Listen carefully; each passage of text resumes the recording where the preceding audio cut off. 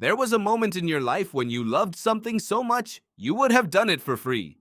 Maybe it was drawing, maybe it was writing, maybe it was building things, or playing music, or solving puzzles that had no practical use whatsoever.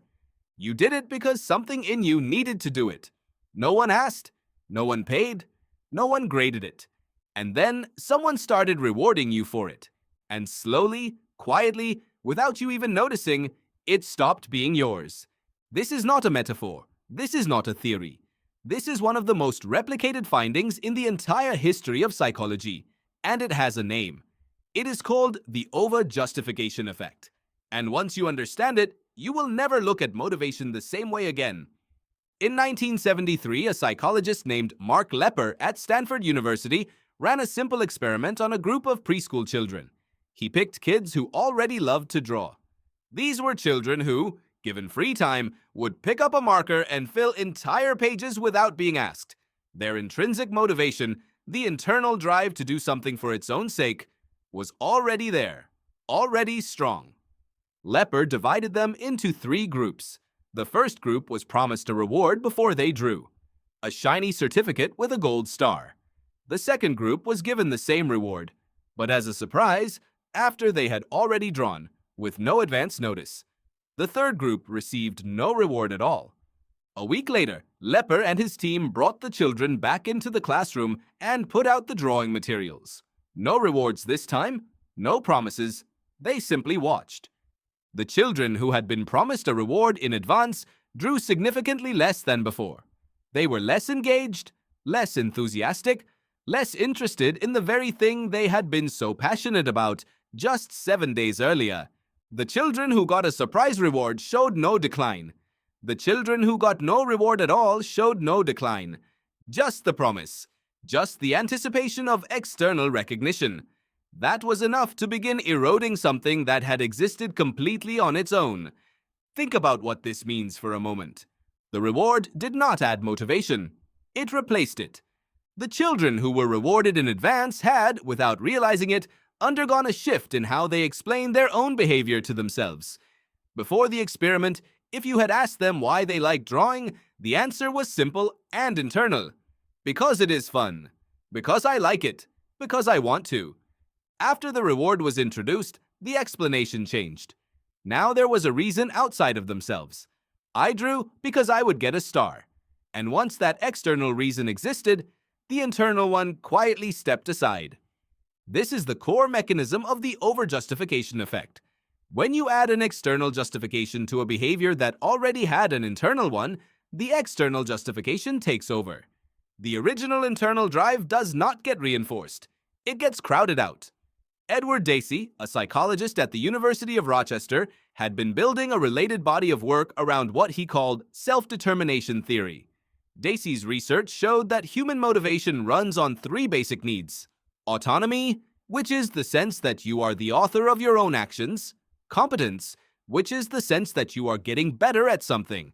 And relatedness, which is the sense that what you do connects you to other people. When rewards undermine autonomy, when they make you feel like you are performing for someone else rather than choosing for yourself, motivation collapses from the inside. You still do the thing, but you do it for a different reason, and reasons matter enormously. Here is a question worth sitting with. How many things in your life did you once do for pure enjoyment that now feel like obligations?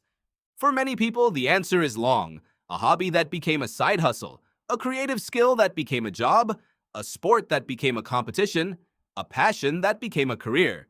At what point did the shift happen? And did you choose it, or did it happen to you? Mihaly Csikszentmihalyi, the psychologist who coined the concept of flow, that state of total absorbed engagement where time disappears and effort becomes effortless, spent decades studying what conditions produce it. One of his consistent findings was this: flow is most reliably found in activities where the reward is internal to the activity itself, where the doing is the point, where the outcome is inseparable from the process. Flow does not show up reliably when people are doing things for money, approval, recognition, or fear of consequence. Those are not the wrong reasons to do things, but they are reasons that exist outside the activity, and that distance, between you and the thing you are doing is exactly the distance that flow has to cross before it can reach you. And the further that distance grows, the harder crossing it becomes. This matters beyond the individual. Think about school. Most educational systems are built entirely on external rewards. Grades, gold stars, honor rolls, test scores, college admissions. The entire architecture of formal education is constructed around the assumption that if you reward children for learning, they will learn more and want to learn more. The overjustification effect suggests something much more troubling, that this system may be actively destroying the thing it is trying to build. That by rewarding curiosity with grades, you risk turning curiosity into a transaction. That by paying attention only to outcomes, the A, the score, the rank, you may be training children to care about outcomes while quietly teaching them that the process has no value of its own. This is not speculation.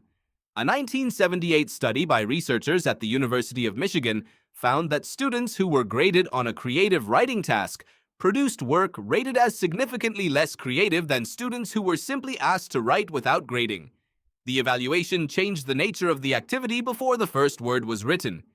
And yet, this is how almost every institution operates. Performance reviews, bonuses, quotas, KPIs. The entire vocabulary of modern organizational life is built around the premise that external measurement drives internal motivation. What the research suggests is something closer to the opposite, that the more precisely and visibly you measure and reward a behavior, the more likely you are to produce people who are optimizing for the measurement rather than for the thing the measurement was supposed to represent.